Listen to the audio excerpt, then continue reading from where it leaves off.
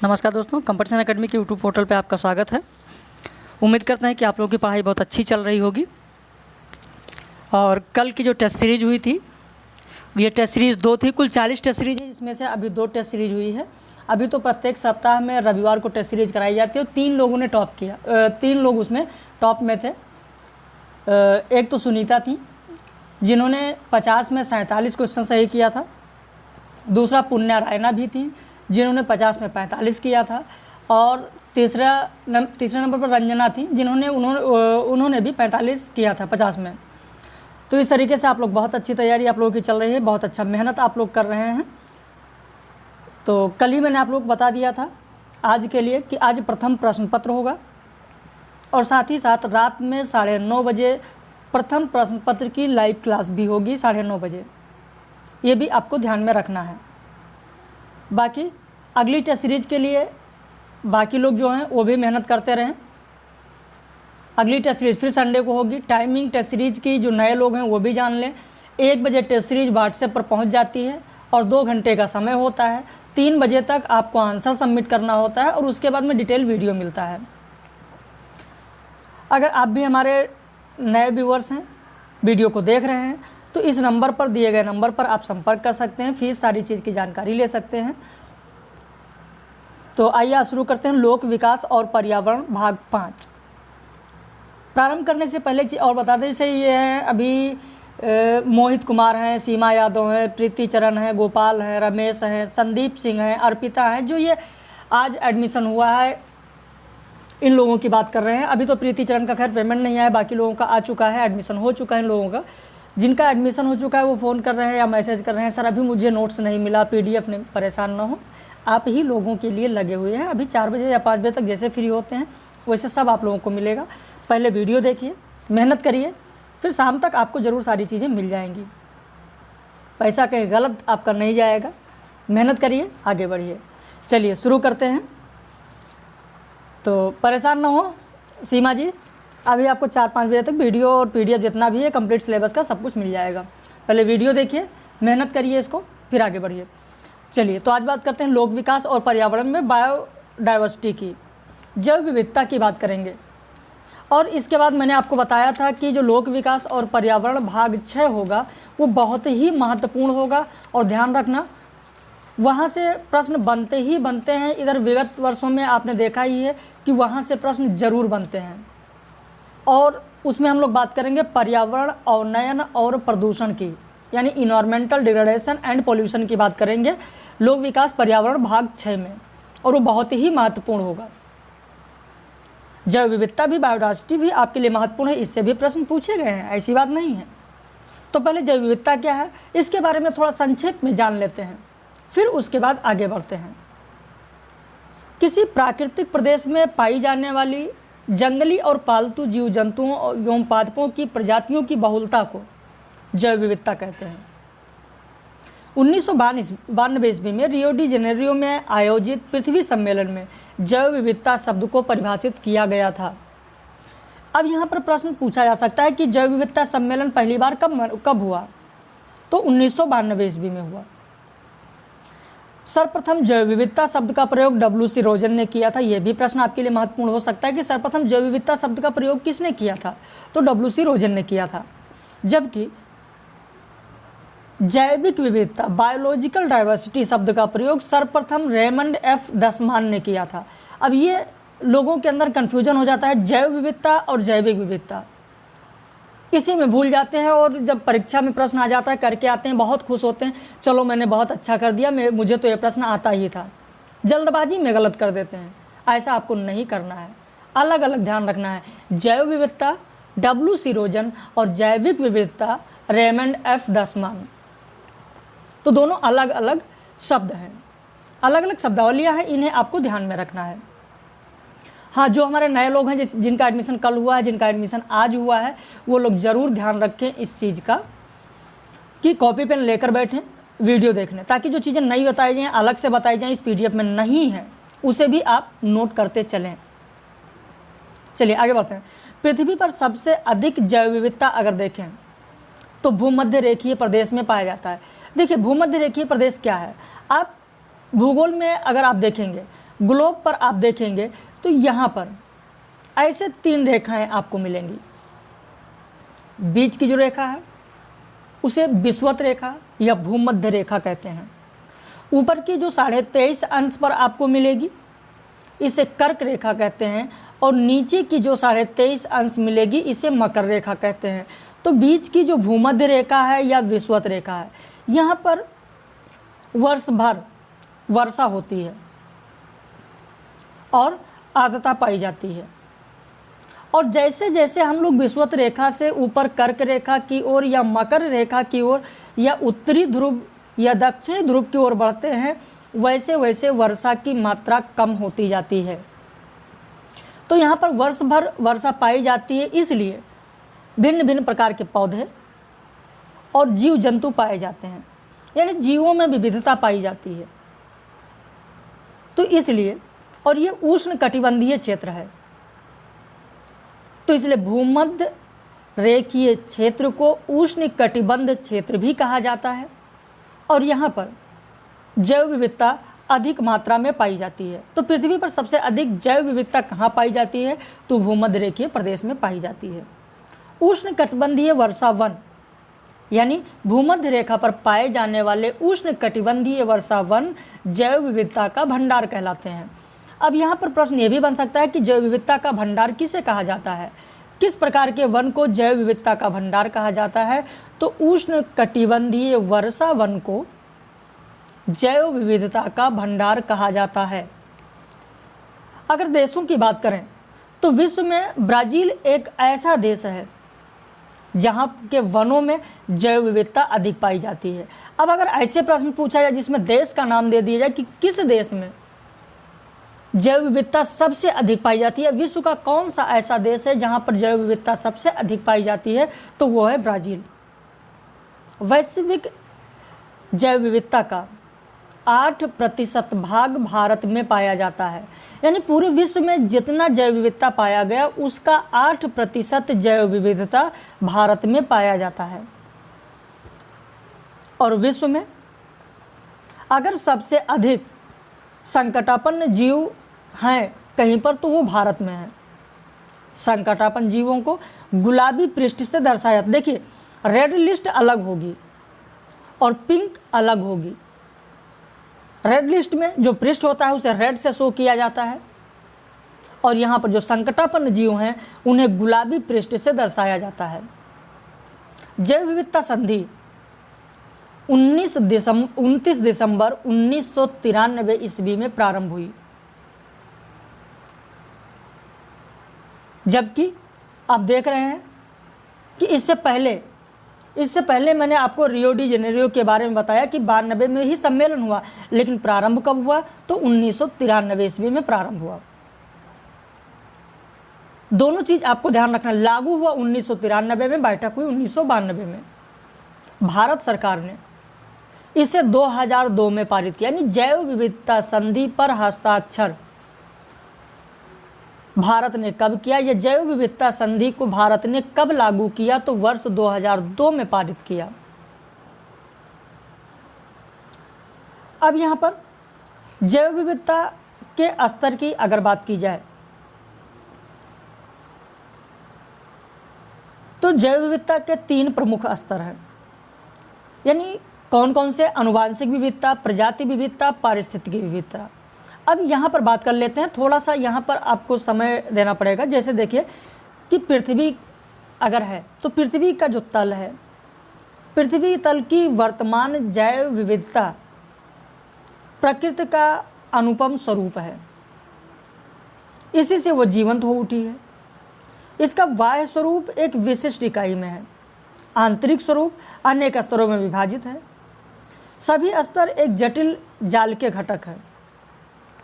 और अगर जैव विविधता की दृष्टि से देखें तो जो आनुवांशिक विविधता है, जेनेटिक बायोडाइवर्सिटी, इसमें विश्व की विभिन्न प्रजातियां आती हैं। प्रत्येक जाति में जो भिन्नता होती है वो जीन संबंधी भिन्नता होती है। जेनेटिक यानी जीन संबंधी विविधता होती है। हम इसको ऐसे परिभाषित कर सकते हैं कि किसी भी लक्षण में उपस्थित विविधता का वह भाग जो कि आनुवांशिक कारणों से उत्पन्न होता है आनुवांशिक विविधता कहलाता है। जैसे क्रोमोसोम के द्वारा, केंद्रीय जीनों के द्वारा जो उत्पन्न विविधता होती है वो सब आनुवांशिक विविधता के अंतर्गत आती है। जैसे आनुवांशिक विविधता आप देखते हैं कि जेनेटिक कोई चीज़ है, कोई जेनेटिक डिजीज है तो एक से दूसरे में हो जाएगा। तो ये सब क्या है, ये सब कैसे लक्षण है, तो ये सब आनुवांशिक विविधता है। जैसे आप देखते हैं कि साउथ इंडिया में चले जाएं या फिर आप अफ्रीका की अगर बात कर लें तो अफ्रीका के लोगों में आप देखेंगे कि कैसे लोग हैं, किस रंग के लोग हैं, या ऑस्ट्रेलिया के किस रंग के लोग हैं, या नेपाल के लोगों का कद कैसा है। तो ये सब जितनी चीज़ें हैं वो जेनेटिक होती हैं। तो वहाँ पर जो विविधता पाई जाती है, इस विश्व में जो ये विविधता दिखाई दे रही है, ये जेनेटिक विविधता है। अब प्रजाति विविधता की अगर बात करें तो जीवित प्राणियों में जो विविधता विद्यमान है उसे प्रजाति विविधता भी कहा जाता है। कुछ क्षेत्रों में विविधता अधिक और कुछ में कम दिखाई देता है। जैसे भूमध्य रेखीय प्रदेश में प्रजाति विविधता अन्य भौगोलिक प्रदेशों की अपेक्षा अधिक है। गुण के विकास के लिए ये बहुत ही आवश्यक है। भारत का जो मानसूनी प्रदेश है वो प्रजाति विविधता की दृष्टि से समृद्ध है। अब इसे आप लिख सकते हैं कि प्रजाति विविधता भारत में या भारत के किस प्रदेश में पाई जाती है, तो मानसूनी प्रदेशों में पाई जाती है। भारत में मानसूनी प्रदेश प्रजाति विविधता की दृष्टि से समृद्ध है। जबकि अगर जहाँ पर बर्फ जमे होते हैं वहाँ की अगर बात करें, हिमाच्छादित भाग की बात करें, या जहाँ डेजर्ट हैं, मरुस्थल हैं, मरुस्थलीय भागों की बात करें, मरु प्रदेशों की बात करें, तो वहाँ पर जैव विविधता की दृष्टि से अत्यंत निर्बल है। यानी सबसे अधिक जैव विविधता मानसूनी प्रदेश में पाई जाती है और सबसे कम प्रजाति विविधता हिमाच्छादित और मरु प्रदेश में पाई जाती है। अब इसे आप लिख लीजिए कि सबसे अधिक प्रजाति विविधता मानसूनी प्रदेशों में और सबसे कम प्रजाति विविधता हिमाच्छादित तथा मरु प्रदेशों में पाई जाती है। अब अगर हम लोग इकोसिस्टम बायोडाइवर्सिटी की बात करें, यानी पारिस्थितिकी विविधता की बात करें, तो यहाँ पर आप देखेंगे कि प्रत्येक इकोसिस्टम में एनर्जी जो फ्लो है, चाहे वो एनर्जी फ्लो हो, चाहे वाटर साइकिल हो, इन सब की अलग अलग पद्धतियाँ हैं, पृथक पृथक इनकी पद्धतियाँ होती हैं, जिसके कारण विभिन्न क्षेत्रों में जैव विविधता उत्पन्न होती है। यानी हम ऐसे कह सकते हैं कि इकोसिस्टम में विविधता का कारण क्या है। अगर ये देखें कि इकोसिस्टम में विविधता का कारण क्या है, तो हम कह सकते हैं कि इकोसिस्टम में ऊर्जा प्रवाह और जल चक्र की अलग अलग पद्धतियाँ होती हैं, जिसके कारण विभिन्न क्षेत्रों में भिन्न भिन्न जैव विविधता पाई जाती है। जैव विविधता का मैपिंग भी किया गया, और जब जैव विविधता का मैपिंग ब्रिटेन के वैज्ञानिकों ने किया, जिसमें पॉल विलियम्स हो गए और क्रिस हम्फ्रीज हो गए, डिक वेन राइट हो गए, इन लोगों ने संयुक्त प्रयास से वर्ल्ड मैप बनाया। वर्ल्ड मैप का एक सॉफ्टवेयर विकसित किया, जिसमें मैप के आधार पर जैव विविधता के स्तरों को 3 भागों में विभाजित किया, और वो 3 भाग किए अल्फा विविधता, बीटा विविधता और गामा विविधता। अल्फा बायोडाइवर्सिटी में किसे रखा गया, और बीटा डाइवर्सिटी में किसे रखा गया, और गामा में किसे रखा गया। किसे कहेंगे अल्फा विविधता, तो किसी क्षेत्र विशेष में उपस्थित जीवों की जो कुल संख्या होती है, टोटल नंबर ऑफ स्पीसीज, उसे अल्फा बायोडाइवर्सिटी कहा जाता है। ध्यान रखना, कुल संख्या अल्फा। बीटा की बात करें तो किसी क्षेत्र विशेष में उपस्थित प्रजातियों की संरचनात्मक विविधता, स्ट्रक्चरल डाइवर्सिटी को बीटा विविधता कहा गया।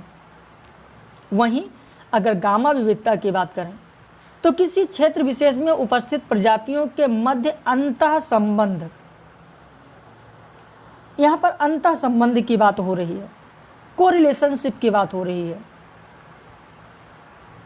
तो जो अंतः संबंध इन लोगों के बीच होता है उसे गामा विविधता के अंतर्गत रखा गया।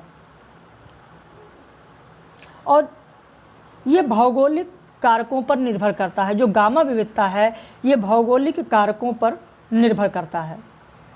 अब इसके बाद आगे अगर बात करें भूमंडलीय जैव विविधता की, तो चाहे वो महाद्वीपीय प्रवाह हो, चाहे जलवायु परिवर्तन हो, या अनेक पर्वत निर्माणकारी घटनाएं, या वनस्पतियों के उद्विकास के फलस्वरूप धरातल पर या धरातल का जो स्वरूप है और पर्यावरण है इसका सृजन हुआ।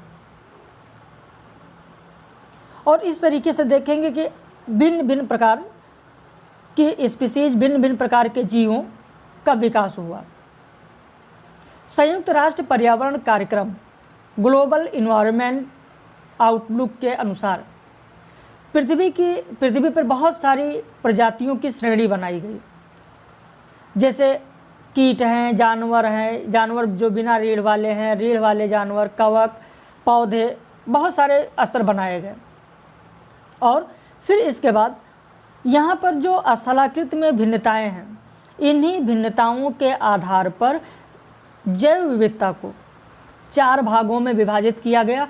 और इन चारों भाग को अलग अलग पढ़कर इनका अध्ययन किया जा सकता है। सबसे पहला भाग तो वो कि सबसे अधिक जैव विविधता कहाँ पाई जाती है, अत्यधिक जैव विविधता वाला क्षेत्र, फिर उससे कम जैव विविधता वाला क्षेत्र, फिर उससे कम जैव विविधता वाला क्षेत्र, और अंत में बिल्कुल भी कम जैव विविधता वाला क्षेत्र। तो सबसे पहले बात करते हैं अत्यधिक जैव विविधता वाला क्षेत्र कहाँ है विश्व में और क्या है, इसकी बात करते हैं। अत्यधिक जैव विविधता वाला क्षेत्र, यह क्षेत्र उष्ण कटिबंधीय वर्षा वनों में सबसे समृद्ध है। अभी मैंने बताया आपको प्रारंभ में ही कि जो विषुवत रेखीय क्षेत्र हैं, भूमध्य सागरीय क्षेत्र हैं, वहां पर जैव विविधता सबसे अधिक पाई जाती है। या उष्ण कटिबंधीय जो वहां पर वर्षा वन है उनमें भी जैव विविधता सबसे अधिक पाई जाती है। जैव विविधता अधिक पाई जाने का कारण क्या है? क्योंकि वर्ष भर वहाँ पर वर्षा होती रहती है, जलवायु वहाँ की पशु पक्षियों जीवों के लिए, पादपों के लिए अनुकूल है, तो इसलिए उनका विकास होता रहा है। तो यहाँ अनुकूल परिस्थितियों के कारण प्राणियों, जीवों, जंतुओं और वनस्पतियों का इतना अधिक विकास हुआ कि इसे जैव विविधता का भंडार भी कहा गया है। उष्ण कटिबंधीय वर्षा वन क्षेत्र अगर देखें तो पूरे विश्व के मात्र 13% भूभाग पर फैले हैं। लेकिन अगर प्रजातियों की बात करें तो विश्व की जितनी प्रजातियां हैं उनमें से 50% प्रजातियां इन्हीं उष्ण कटिबंधीय वर्षा वन क्षेत्र में पाई जाती हैं। तो इसे भी आप लिख सकते हैं कि विश्व के कुल क्षेत्र के कितने प्रतिशत भूभाग पर उष्ण कटिबंधीय वर्षा वन पाए जाते हैं। तो 13% भूभाग पर उष्ण कटिबंधीय वर्षा वन क्षेत्र पाए जाते हैं। लेकिन जैव विविधता की अगर बात करें, अगर प्रजातियों की बात करें तो विश्व की कुल प्रजातियों का 50% संख्या, 50% प्रजातियां इन्हीं उष्ण कटिबंधीय वर्षा वनों में पाई जाती हैं। इतना ही नहीं, अत्यधिक जैव विविधता वाला जो क्षेत्र है वो कोरल रीफ भी है, प्रवाल भित्तियां भी हैं। प्रवाल भित्तियों में भी जैव विविधता अधिक पाई जाती है। पिछली कक्षा में मैंने आपको जैव विविधता के बारे में, प्रवाल भित्तियों के बारे में बताया था। चलिए यहाँ भी संक्षेप में थोड़ी सी बात कर लेते हैं। प्रवाल भित्तियाँ भी जैव विविधता की विशाल राशि हैं और इन प्रवाल भित्तियों को मैंने टेस्ट सीरीज में भी पूछा था, लाइव क्लास में भी पूछा था आप लोगों से प्रश्न में। इन प्रवाल भित्तियों को समुद्र का वर्षा वन भी कहा जाता है। विश्व की सबसे बड़ी प्रवाल भित्ति कौन सी है, ये भी आपके लिए प्रश्न बन सकता है। ग्रेट बैरियर रीफ, जो कि ऑस्ट्रेलिया में है। यहाँ की समुद्री परिस्थितियाँ जीव जंतुओं और वनस्पतियों के विकास के अनुकूल है, जिस कारण यहाँ पर 3000 जीव जातियाँ पाई जाती हैं, यानी प्रवाल भित्तियों में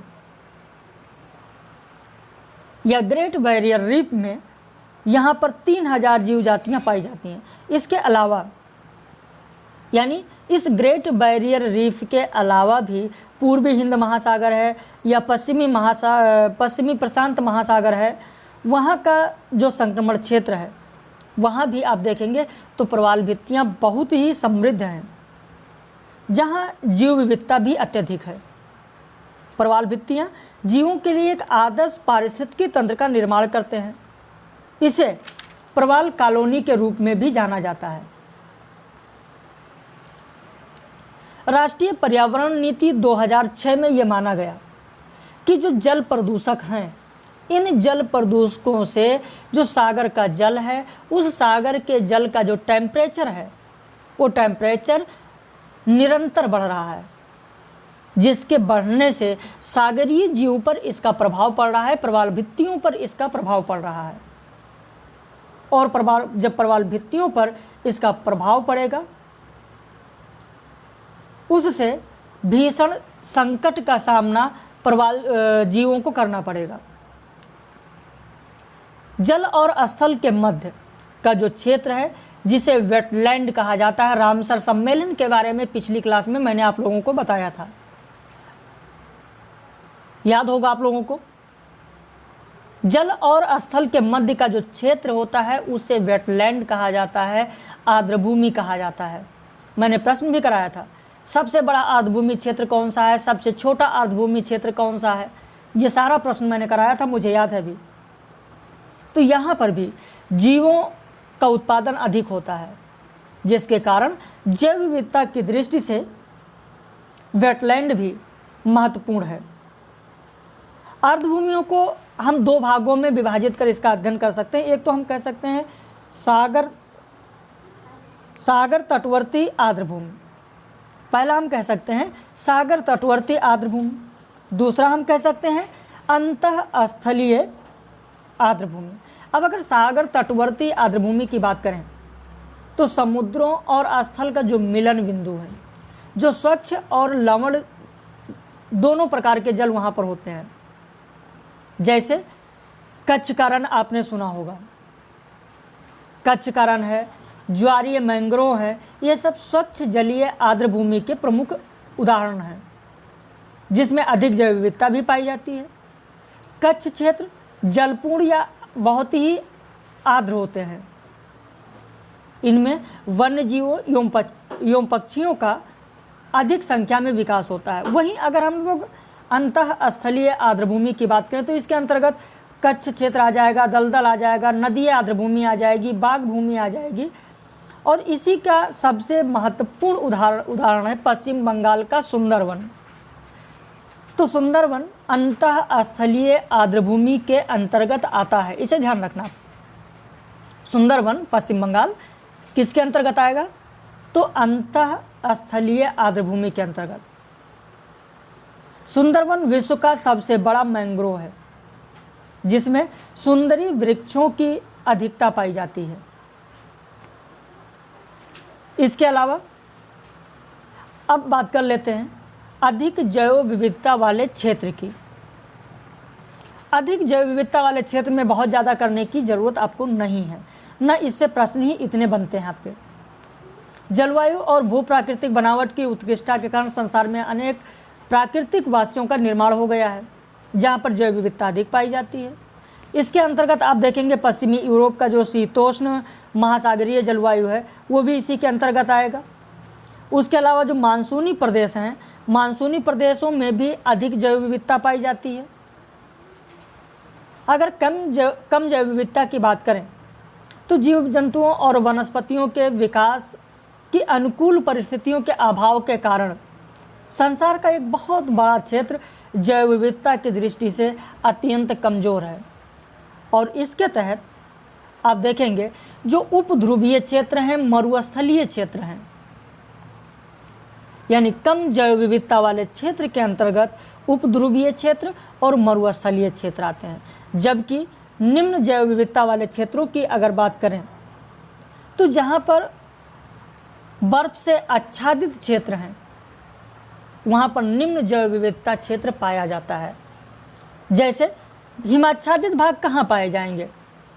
ऊंची ऊंची चोटियों पर पाए जाएंगे, पर्वत चोटियों पर पाए जाएंगे, या फिर ध्रुवों पर पाए जाएंगे। तो जहाँ जहाँ हिमाच्छादित भाग हैं वहाँ पर जैव विविधता एकदम निम्न है या न्यून है। जब इतना बात हम लोग जैव विविधता के बारे में कर रहे हैं तो यहीं पर एक चीज़ और आप नोट कर सकते हैं कि विश्व जैव विविधता दिवस कब मनाया जाता है? तो 22 मई को मनाया जाता है। 22 मई को मनाया जाता है।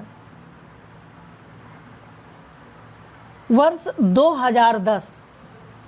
2010 को अंतर्राष्ट्रीय जैव विविधता दिवस घोषित किया गया था।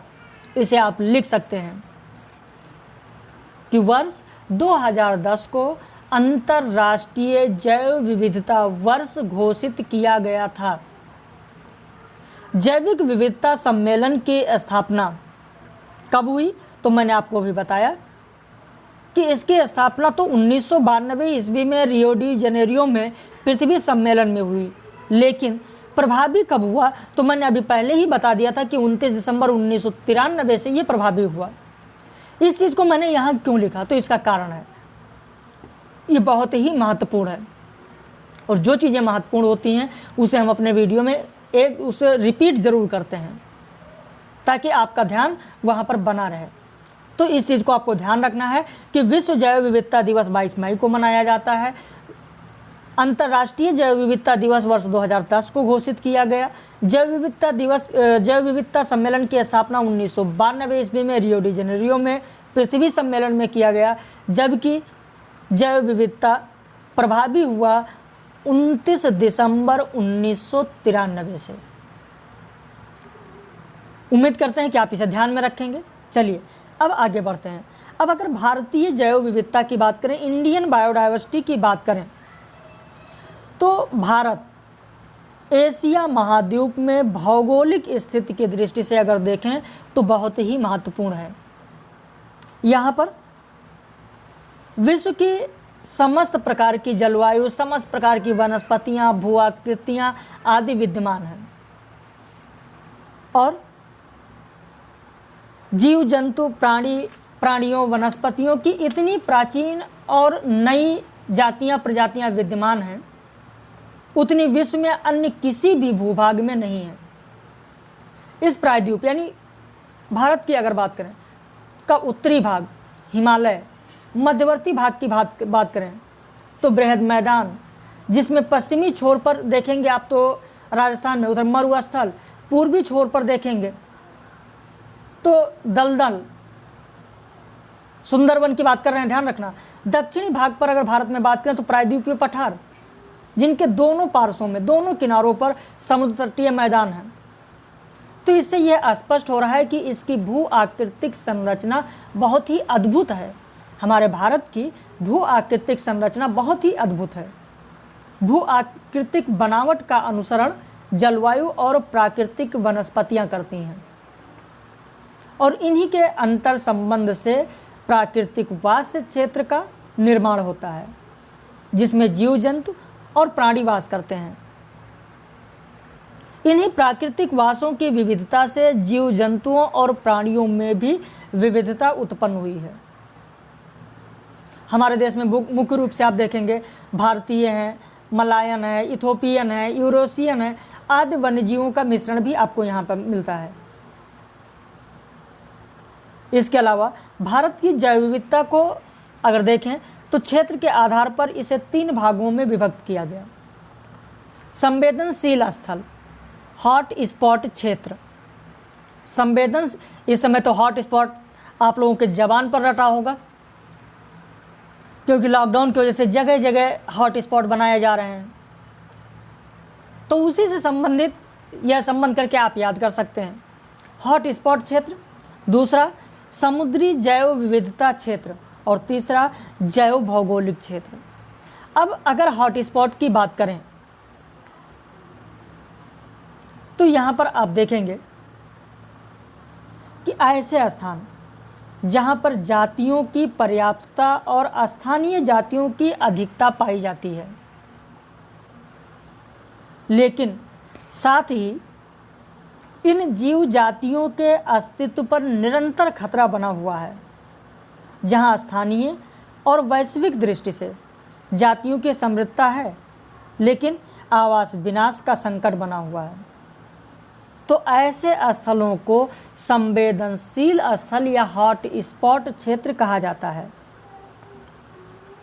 हॉट स्पॉट किसे घोषित किया जाएगा, कब उस क्षेत्र को हॉट स्पॉट घोषित किया जाएगा, तो उसकी ये 2 शर्तें हैं हॉट स्पॉट बनाने की। पहली शर्त कि 70% प्राथमिक वनस्पतियां नष्ट हो चुकी हों तो उसे हॉट स्पॉट बना दिया जाएगा, या उस क्षेत्र में कम से कम 0.5% का स्थानीय रूप में 1500 वैस्कुलर प्लांट हों, संवाहनी पौधे हों, तो भी उसे हॉट स्पॉट बना दिया जाएगा। हॉट स्पॉट या संवेदनशील स्थल शब्द का प्रयोग किसने किया, ये भी जानना आपके लिए जरूरी है। तो हॉट स्पॉट शब्द का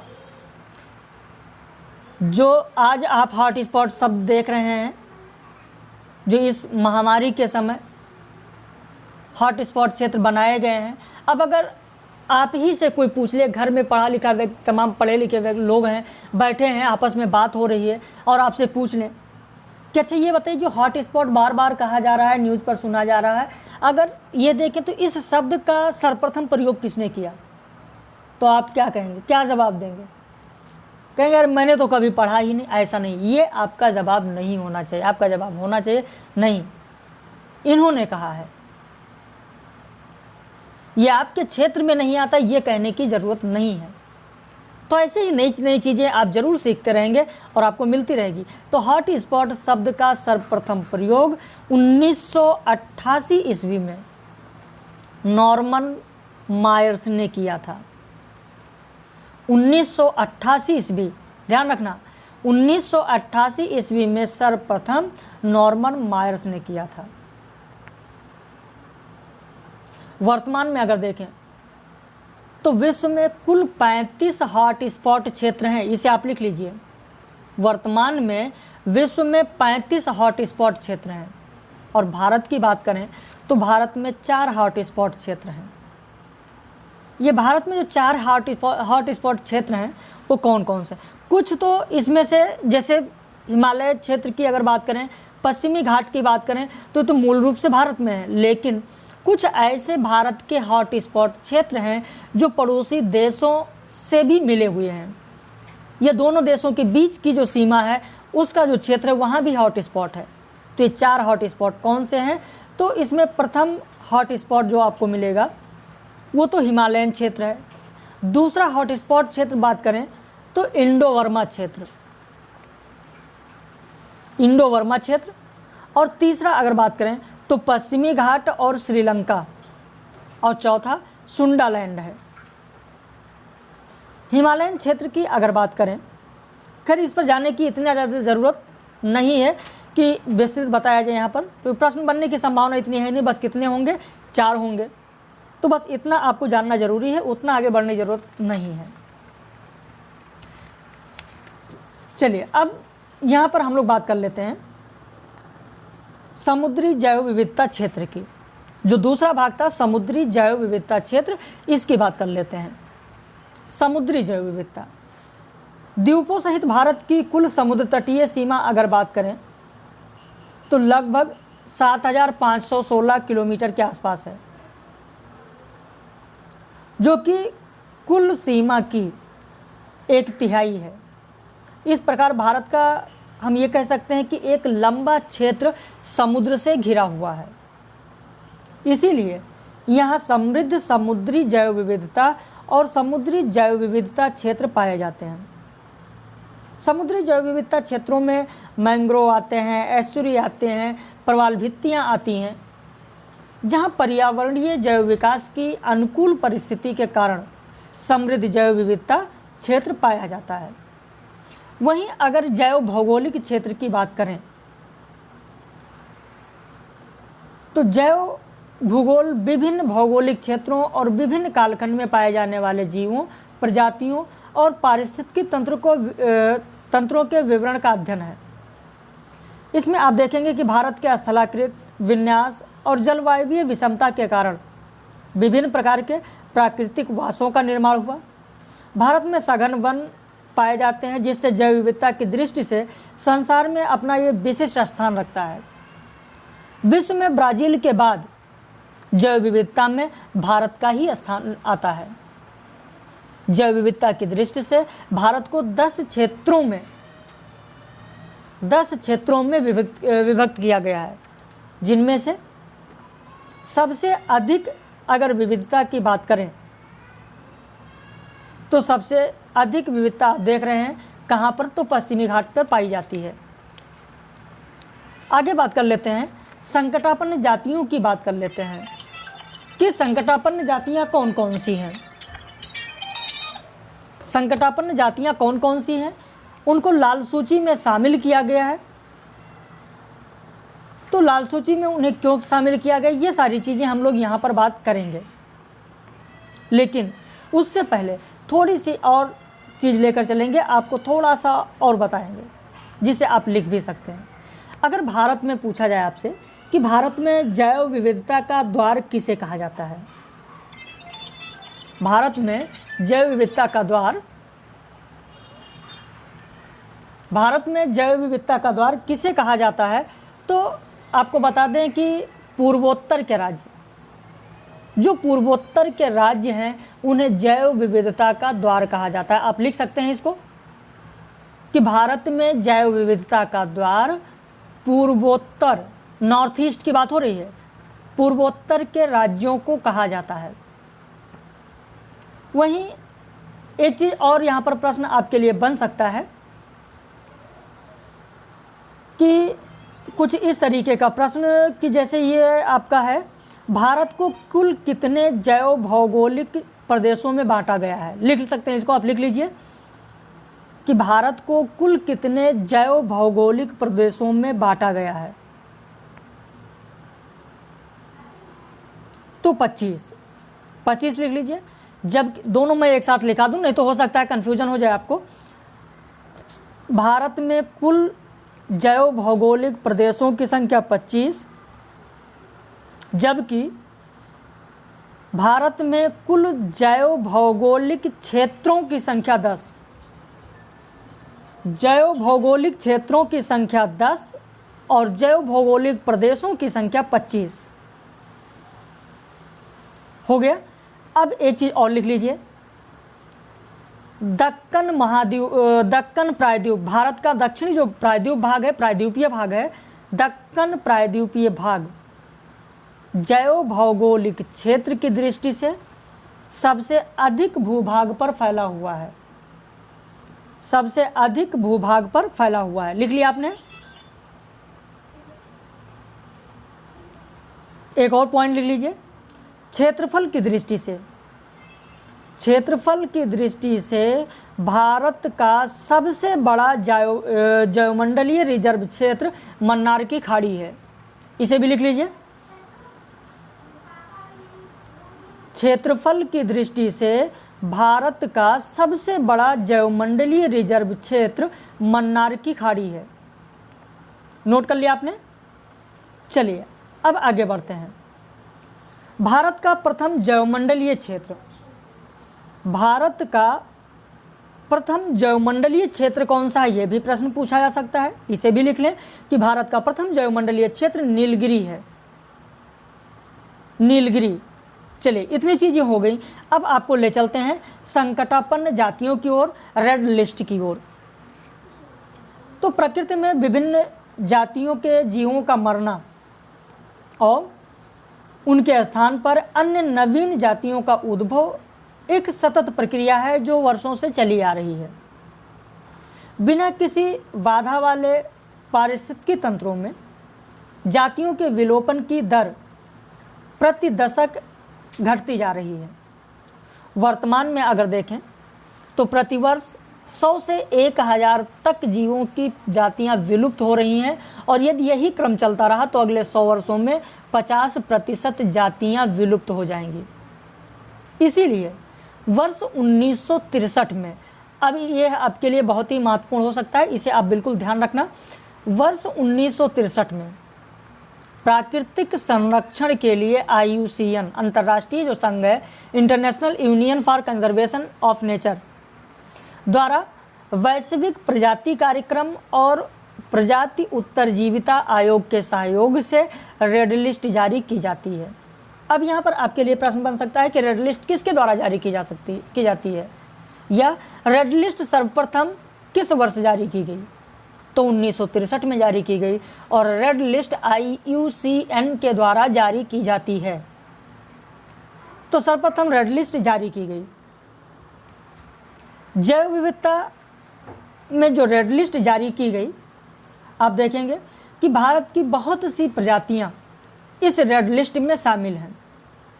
वर्तमान में देखें तो लगभग हजारों की संख्या में हजारों प्रजातियां रेड लिस्ट में शामिल हैं और इन्हें कई भागों में विभाजित कर बताया जाता है, जैसे कुछ विलुप्त होने के कगार पर हैं, या वन से विलुप्त होने के कगार पर हैं, या अति संकटग्रस्त हैं, या संकटग्रस्त हैं, या संवेदनशील हैं। तो इस तरीके से कई तरीके से रेड लिस्ट में 10 भाग बनाए गए, उसी 10 भाग के आधार पर बताया जाता है। तो खैर उतना आपको जाने की ज़रूरत नहीं है। हाँ, इससे करंट अफेयर के जो क्वेश्चन बनते हैं वो आपको ज़रूर कराएंगे आगे कि वर्तमान में रेड लिस्ट में कौन सा जीव शामिल है करंट में, तो उसकी बात हम लोग करेंगे। अब जैव विविधता ह्रास के कारण, लॉस के कारण, causes for the loss of biodiversity, इसके प्रमुख कारण है आवासों का विनाश।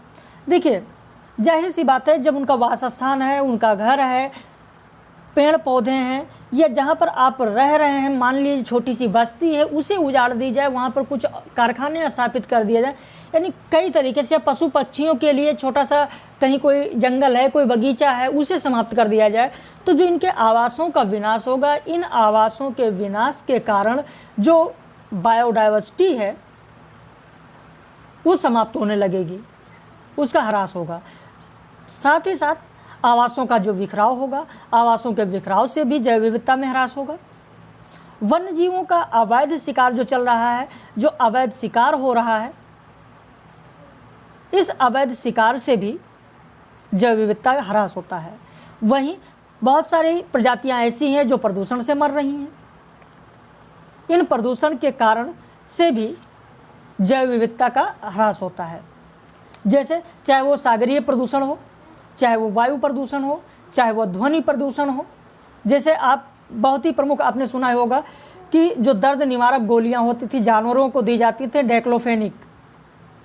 तो जो डाइक्लोफेन्स है या डाइक्लोफेनिक दवाइयां हैं, जानवरों को दी जाती थी और जानवर के मांस में, जानवर के शरीर में वो फैल जाती थी। और जब गिद्ध उन्हें खाना शुरू कर दिए तो धीरे धीरे क्या हुआ, गिद्ध विलुप्त की कगार पर आ गए। तो इस तरीके से कोई भी प्रदूषण होगा उससे जैव विविधता का ह्रास होगा। वहीं विदेशी प्रजातियों का प्रवेश, झूमिंग खेती, प्राकृतिक कारण, ये सभी कारण जैव विविधता के ह्रास के हैं। अब जैव विविधता के संरक्षण की अगर बात करें, जैसे इनका ह्रास हो रहा है तो इनको अगर बचाने की बात की जाए, इनके संरक्षण की बात की जाए, तो जीव प्रजातियों और जातियों के अनवरत नष्ट होने की जो प्रक्रिया है, जैव विविधता क्षरण या आनुवांशिक क्षरण कह सकते हैं, जेनेटिक एरोसियन कह सकते हैं। इस जेनेटिक एरोसियन या जैव विविधता जल, वायु, मृदा की भांति एक मुख्य प्राकृतिक संसाधन है। इसका क्षरण होना पर्यावरण के लिए हानिकारक है। कृषि का वैज्ञानिकरण हो रहा है।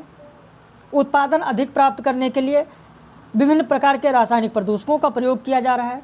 अनेक जीव प्रजातियां नष्ट हो रही हैं। जल प्रदूषण बढ़ रहा है, जिसके फलस्वरूप जल में रहने वाले जीव भी नष्ट हो रहे हैं।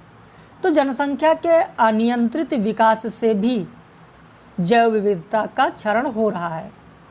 अब इनको बचाने के लिए जो पहल प्रारंभ हुई ये पहल दो प्रकार की है। एक तो हम जिसे कह सकते हैं इन सीटू कंजर्वेशन और दूसरा ex situ conservation. In situ conservation क्या है और एक्स सीटू कंजर्वेशन क्या है, ये भी आपके लिए बहुत ही महत्वपूर्ण है। और इन सीटू के अंतर्गत कौन कौन आएगा और एक्स सीटू के अंतर्गत कौन कौन आएगा, इससे प्रश्न पूछे जाते हैं। तो इसे आपको ध्यान में रखना है और इसे आप गौर से सुनें। इन सीटू की अगर बात करें तो जब जीव और वनस्पति जातियों को उनके वास क्षेत्र में ही संरक्षण प्रदान किया जाता है तो उसे इन सीटू संरक्षण कहा जाता है। स्वस्थानीय यानी जिस स्थान पर हो उसी स्थान पर अगर उनका संरक्षण किया जाए तो उसे कहा जाता है इन सीटू कंजर्वेशन। इसके अंतर्गत आप देखेंगे राष्ट्रीय उद्यान, वन्य जीव अभ्यारण्य, जैव मंडल आगार, पवित्र उपवन, समुद्री संरक्षित क्षेत्र आते हैं।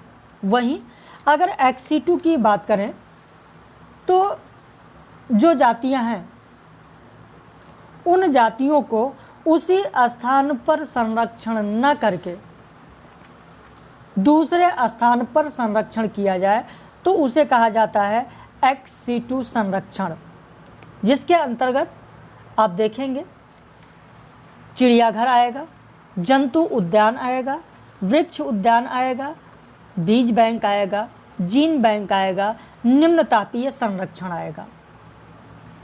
अभी इसमें से राष्ट्रीय उद्यान से आपसे प्रश्न पूछे जाते हैं तो राष्ट्रीय उद्यान को आपको ध्यान में रखना है। जैसे जिम कॉर्बेट जो कि उत्तराखंड में 1936 में बना भारत का पहला राष्ट्रीय उद्यान है। इसे पहले हेली नाम से जाना जाता था। ये पूछा भी गया है प्रश्न, इसे ध्यान रखना।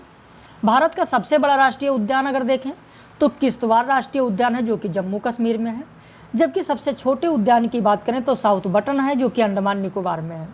उसके अलावा कुछ और महत्वपूर्ण राष्ट्रीय उद्यान हैं जिनसे प्रश्न बनने की संभावना रहती है और बना भी है प्रश्न। जैसे केबुल लामजाओ जो कि मणिपुर में है, विश्व का एकमात्र तैरता हुआ उद्यान है। और यहीं पर लोकटक झील भी है। केबुल लामजाओ जो है ये किस में है तो लोकटक झील में है, मणिपुर में, ध्यान रखना।